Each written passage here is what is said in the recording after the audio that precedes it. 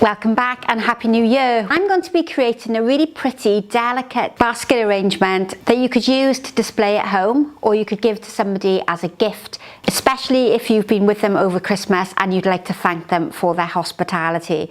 Now, I'm quite lucky. I've been gifted a whole set of baskets from one of my customers, and that really was the inspiration for today's design. I've also got some short stemmed roses which were used in last night's class. So they have been cut to maybe 3 or 4 inches in height, and I didn't want to waste them. So they're going to team up really beautifully with my other selection of flowers, and we look at those as we progress. My basket is quite dark. It's maybe more of an autumnal colouring.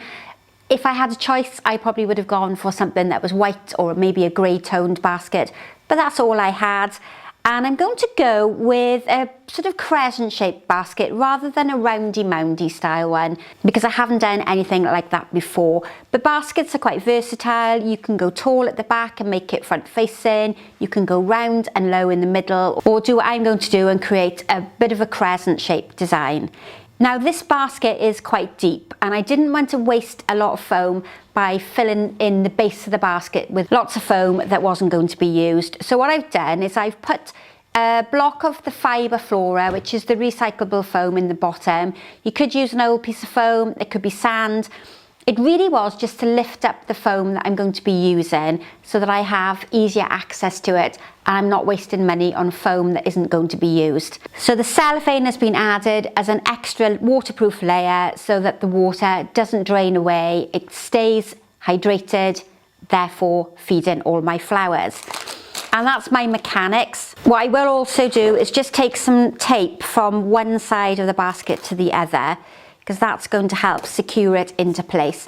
If you're doing this for home use and you're just going to display it in your own home, then you don't necessarily have to worry about supporting it into the basket because you're not transporting it anywhere.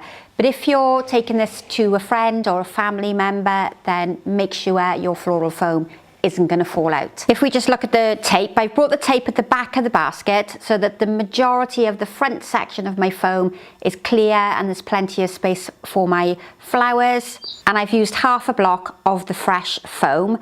To start with, I'm going to cover my base, and I'm going to use the shorter roses there at the base.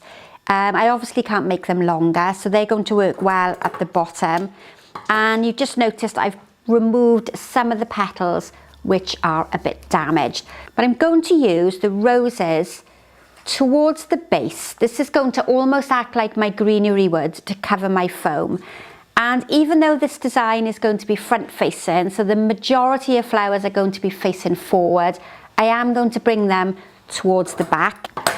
If I didn't already have roses that were cut short, then I would possibly put greenery at the back here, but as I've got lots of them, I might as well use them towards the middle. Now, if you don't have roses, this could be a carnation. You could even use greenery. If you've got hydrangeas in the garden, you could use hydrangeas. And these are a white avalanche rose. I have had them probably about 5 or 6 days, so they have opened up beautifully. If you're buying supermarket roses, then you might not get quite such a blousy head. But at the moment, I've got quite a roundy moundy effect. So I've really done like a dome shape of flowers on the top.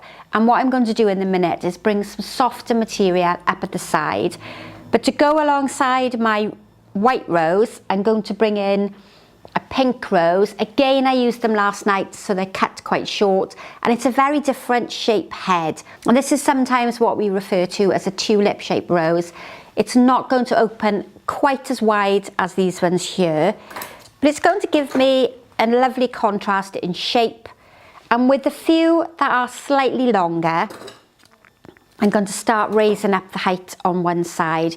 I'm very limited to the height because I used them in a sort of posy arrangement last night, but it's a shame to waste them.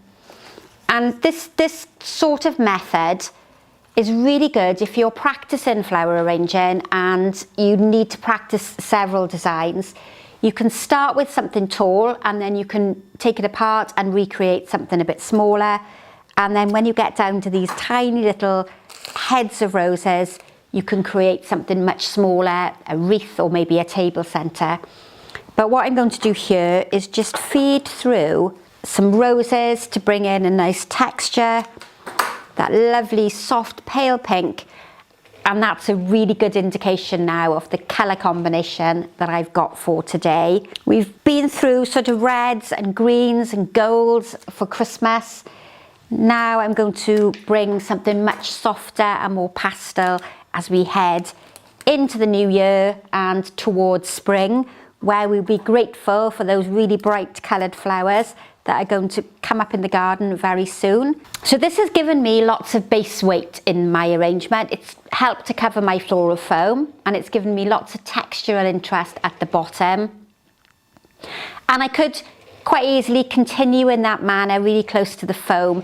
But this side is slightly longer, so I'm going to extend that away, and I'm going to use a flower that you will be familiar with, and it's something that you can get from the supermarket or from a florist shop.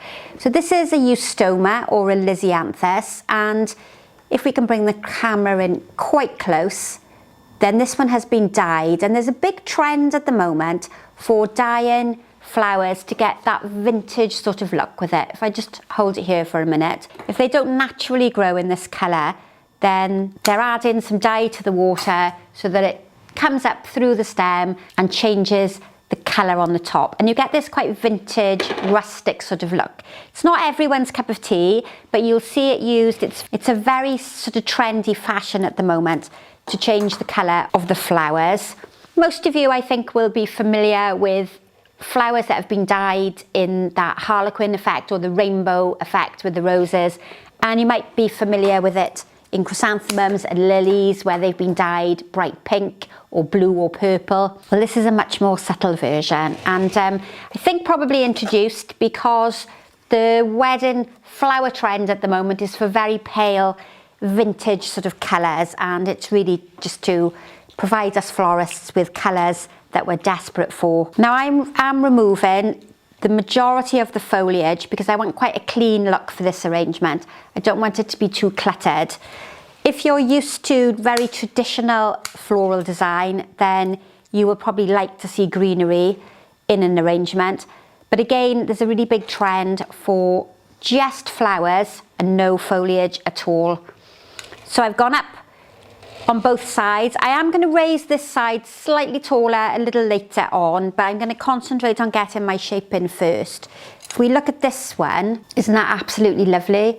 So I'm guessing that this was a pink version to start with, or maybe a pale apricot, and then there's a darker pink being brought up through the centre. That is just amazing. So that's going to take pride of place towards the front. But I'm dipping down in the middle so that we get a crescent shape. It's not quite going where I want it to go for a minute, but we'll work on that. So I'm aiming to have, oh, it's a really stubborn one. Come on, get in there.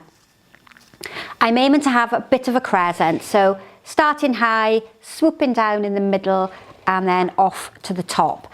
So this type of basket is more for display rather than for carrying. You're unlikely to do this shape for a bridesmaid or for somebody to carry it on stage as like a presentation gift. So the aim of this design is that the rose that I put in at the very beginning is like the base flower. It's almost like our greenery would be. And then I'm layering on top different levels of flowers to create interest. Rather than using the foliage to cover my foam right at the very beginning, I've used the heavier, more visual flowers. This would be a fabulous one to do in the summer when there are more garden flowers available and you've got the sort of cosmos and the ranunculus available. To create that three-dimensional effect and to prevent that arrangement being flat, remember to sort of work either side of the handle, otherwise everything is going to be front heavy and you're at risk of the arrangement falling over. Now let's just see how we can separate off that one stem so that we get more value for money from our flowers, and rather than putting in one really big heavy flower, we're softening it and distributing lighter weight flowers. So we're going with a really whimsical, delicate sort of arrangement. I've got that lovely big blousey one there. It's almost like a petticoat, like the frill of a petticoat. Absolutely beautiful. And if you're looking for this really vintage flower, then Lisianthus is the one to choose. And I think that's coming together so well. It's just like I visualized. So this one is going to pop in on this side here. It's probably better if I look at it. And I'm quite happy with the shape. It's almost like an asymmetrical crescent. So we're taller on one side and shorter on the other. And if you're trying to do a style like this, just remember to keep the heavier flowers to the middle and then get much softer as you go towards the outside. And hopefully you'll be able to create something very much like this. Then here I have a spray carnation, and we're all really familiar with spray carnations. But with this variety, the centre of the spray carnation is missing. It's almost like that old-fashioned Doris pink that if you're old like me, you'll remember from being in the garden. And these again have been created so that we can have a much softer flower to use in wedding work. Rather than that really heavy spray carnation head, these give us a much softer look. And you'll notice that I've thinned them out so that we don't get that really heavy look on the top. Delicate, fragile, dainty, all those sort of words you need to be thinking of. And then with the one I cut off, which is now much shorter, I'm going to pop this down towards the front. What is on my left is going to come to my right, so I'm going to keep working, thinning the flowers off so that I get a softer look to my design. That one I think I'm going to use on this side here. And you can see if I place it in this position, it just stands out the way, your eye goes this way out of the arrangement. What I'm going to do is turn it to that angle, and then it's creating that visual curve. And that will come with experience. Just look at your flower stems. I'm hitting the tape. That's the problem I've got here. I'm knocking that tape in the middle. So look at how the flowers are shaped. Don't just pick them up and put them in anywhere. Spend a bit of time looking at how it grows, which way it's angled, the position of the head sizes, and which way they're facing, and you'll get a much more pleasing design by thoughtfully placing your flowers in. You know, remember, this is a creative art. It's really good for your mental health and calms and relaxes you. And just take your time, enjoy what you're doing, and work with whatever flowers you can get hold of. Now, the spray carnation here, you probably won't get from a supermarket because it is a specialist variety, but you would be able to order them from a florist shop. And if you haven't watched the videos before and this is your first time here, then welcome. My name is Sharon. And at the end of the tutorial video, you will find a series of images of close-up of the flowers and close-up of the design as well, because I appreciate that you're sometimes a little far away when I'm describing the design. So if you can't remember any of the names that I'm calling these flowers, then they will all be listed in the description box at the bottom of the video for you to refer to. And if it is your first time here, then it's time for me to mention that you need to subscribe to the channel. Hit that notification bell if you want to be informed every time I upload a new video. And like and share. Tell as many people as you can so that we can really help this channel grow. Now, probably from where you're looking, you can see quite a lot of floral foam at the base there. So that's the area that I'm going to work on next. I'm going to cut my spray carnations into smaller pieces so that I just have individual stems, and I'm going to work now down a bit lower. When I'm creating a design, or when you're creating a design as well, you're often looking down on it, and sometimes you don't look underneath. So a little tip, always look underneath to check that you've hidden all of your floral foam. And with that one bunch, so 5 stems of spray carnations, I've managed to get them in the middle and to the outer edge so that that colour and that texture of flowers is really evenly distributed. Now, from a distance, this Lisianthus here has got a much darker centre, and it almost looks like it's mouldy or it's damaged in some way. But when you see it up close and you see the photographs of it at the end, you will really appreciate the colour, almost like a marbled effect with the colour as you see it coming up through the veins of the flowers, which is really quite pretty. To extend my width out at the side, I've got some birch. Now you might have seen me show you this before Christmas. This is something that I used in a shop display over Christmas, but I always think it really complements the pink colours and the white roses there in the front. So even though I maybe bought it in for Christmas, it does look so pretty mixed in amongst this selection of flowers. And I think I'm going to have to turn this one around so I can get it from the back. Now there is quite a lot of foam still visible at the back, but you know, I'm going to work on that in just a second. I don't want to spoil my outline shape. I want to keep that asymmetrical style where it's taller on one side. If you're buying anything like this, and maybe now in January is a good time, because you'll quite often find this in the reduced section in the supermarkets because they deem it as a Christmas product and they don't think it's going to be used later on in the year. It's quite often now a really good time to buy it because you can store it in your cupboard until next year, or you can do what I'm doing and add it into your sort of New Year's arrangements. I think this would look fabulous at Easter as well, when you've got Easter eggs and little pastel flowers. So you'll see it at the back on either side, and I haven't brought anything towards the front. So to do that, I can cut some pieces much shorter and weave them in from one side right across there to the front. These are also quite versatile because you can spray paint them and use them at different times of the year. So if you don't want them white, you can colour them quite successfully and use them at a different time of the year. And I often say, if you see them, invest in them, put them in your sort of store cupboard or your workroom, your shed, wherever you store all your flowers. And then you've got something that you can use all year round. Now I've just moved my twigs and I found myself one more head of the Lisianthus. Whoops, I'm all tangled. So that can work well at the front. That can sneak in there just alongside my rose. And then I'm going to finish this design off by adding in some of the thlasby, which is a bit of a mouthful. This is available from a supermarket, but it will come within a mixed bunch. And again, it's something that you would really have to order from a florist shop.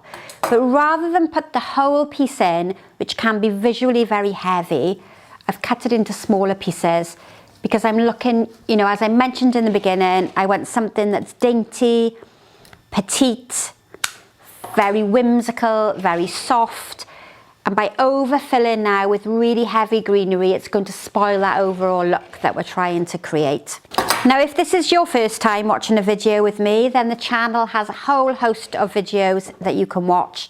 I also have lots of online lessons that are accessible via the website. You can join on a monthly subscription fee, or you can purchase an individual course. And there's lots of courses there that will help you understand floral design. We do one-to-one training via Zoom if you ever wanted to consider taking up floristry or flower arranging more seriously. And the channel itself has a whole range. We're probably not far off 300 videos. So there's loads on here that you can look at. And they're all totally free. Don't forget, the channel, the YouTube channel, is completely free. So when you admire the front, I'm just going to tuck some greenery in at the back. And you might recognize this if you've been watching me for a long time. This is pistache, and it's a fairly inexpensive florist foliage. If you're over in Europe, then you will probably know this quite well because it grows on the side of the road and is used a lot in hedging. But it's a good one for just filling in the back of the arrangement. I'm not going to bring any through to the front because I want it to be a flower only design and I don't want to clutter up that delicate look that I've tried to achieve. There's a huge trend at the moment running through wedding designs and gift arrangements for designs that are like this, that are a little bit vintage, a bit old-fashioned, with a fairly traditional flower choice, and I absolutely love it. Now, to follow on with that soft, sort of delicate vintage theme, I'm going to add it in a pretty bow. I'm not going to aim it right for the centre of the arrangement because this design is asymmetrical. It's taller on one side, so I'm going to sit it off-centre, and I think anybody would be absolutely delighted to receive that as a thank you gift. Or you could of course display it at home or in your place of worship. So thank you as ever for watching. Don't forget to subscribe, hit that notification bell to be told every time I upload a new video. Ask any questions in the description box below.